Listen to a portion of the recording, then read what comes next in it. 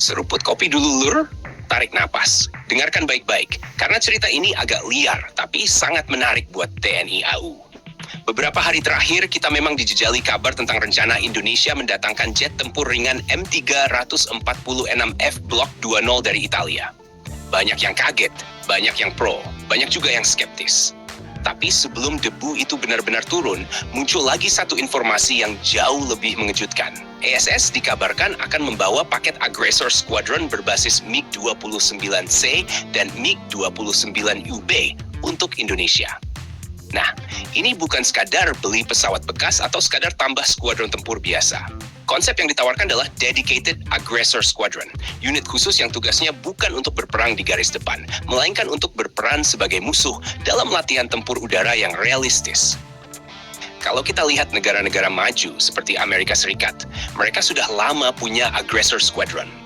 Pesawatnya dicat dengan skema kamuflase yang meniru pesawat Rusia atau Tiongkok. Taktiknya juga meniru gaya tempur lawan potensial. Tujuannya sederhana tapi krusial, melatih pilot sendiri supaya tidak kaget saat menghadapi lawan sebenarnya. Indonesia selama ini banyak latihan, tapi jujur saja, Lur, kita belum punya unit agresor yang benar-benar dedicated dan terintegrasi dengan sistem modern. Biasanya latihan masih bersifat Blue Force lawan Blue Force, sesama pilot sendiri dengan aturan yang relatif ramah. Kalau ada Aggressor Squadron berbasis MiG-29, latihan TNI AU bisa naik level drastis. Kenapa MiG-29?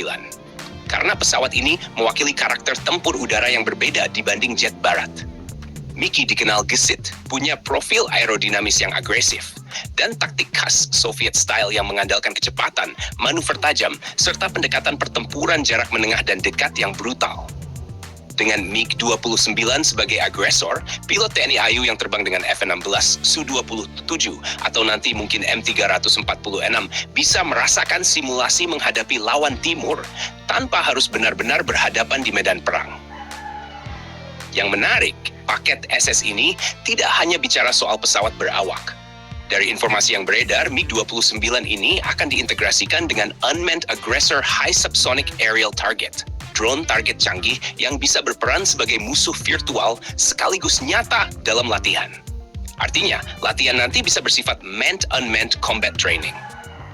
Ada pilot manusia yang menerbangkan MiG sebagai agresor. Ada juga drone yang meniru perilaku pesawat tempur musuh.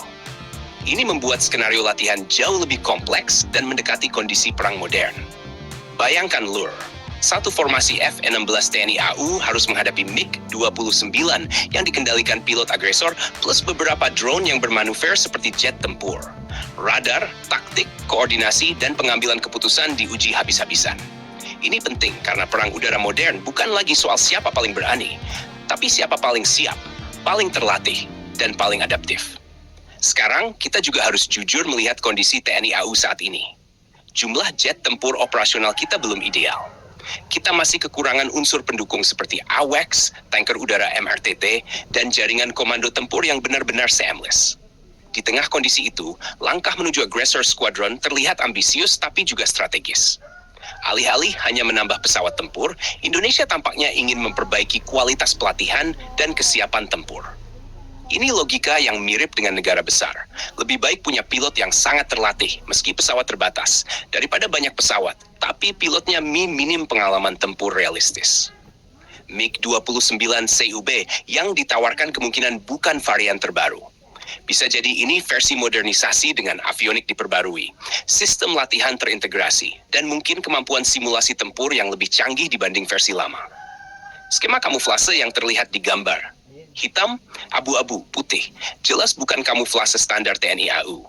Itu khas agresor, mirip gaya unit latihan barat yang sengaja dibuat asing supaya pilot merasa benar-benar berhadapan dengan musuh berbeda. Kalau rencana ini benar-benar terrealisasi, ini akan jadi yang pertama di Indonesia. Skuadron agresor penuh dengan pesawat tempur asing yang didedikasikan untuk latihan tingkat lanjut. Secara geopolitik, langkah ini juga menarik. Indonesia tidak sekadar bergantung pada barat atau timur, tapi mencoba mengambil yang terbaik dari dua dunia. Teknologi pelatihan barat melalui ISS, tapi platform pesawat yang merepresentasikan kekuatan udara Rusia. Buat pilot TNI AU, ini bisa jadi lompatan besar. Mereka tidak hanya belajar terbang dan menembak, tapi belajar membaca pola lawan, mengantisipasi manuver, dan bertarung dalam lingkungan yang semakin tidak terduga. Namun tentu ada tantangan.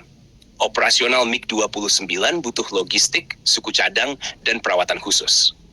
Kita tahu hubungan Indonesia dengan Rusia pernah terhambat oleh isu embargo dan politik internasional. Jadi siapa yang akan menjamin ketersediaan suku cadang jangka panjang? Itu pertanyaan besar. Di sisi lain, kalau pesawat ini dikelola oleh pihak ESS sebagai bagian dari sistem pelatihan, mungkin beban perawatan tidak sepenuhnya di pundak TNI AU. Bisa jadi ini model kerjasama seperti pusat latihan berstandar internasional yang beroperasi di Indonesia. Bagi kawasan Asia Tenggara, kehadiran aggressor squadron semacam ini juga bisa mengubah peta latihan militer. Indonesia bisa menjadi hub latihan udara regional, mengundang negara lain untuk berlatih bersama dengan standar yang lebih tinggi. Intinya kabar MiG-29 sebagai agresor bukan sekadar gosip alutsista. Ini sinyal bahwa Indonesia ingin naik kelas dalam cara melatih pilot tempurnya. Bukan hanya beli pesawat, tapi membangun ekosistem latihan yang modern, realistis, dan berorientasi pada perang udara masa depan. Apakah ini akan benar-benar terjadi? Kita masih menunggu keputusan resmi pemerintah dan TNI AU. Tapi kalau terrealisasi, ini bisa jadi salah satu langkah paling menarik dalam modernisasi kekuatan udara Indonesia dalam beberapa tahun terakhir. Jadi tetap pantau perkembangan ini, karena bisa jadi kita sedang menyaksikan perubahan besar dalam cara Indonesia mempersiapkan diri menghadapi ancaman di langit. Dan seperti biasa jangan lupa subscribe, like, dan komen di bawah sambil ngopi.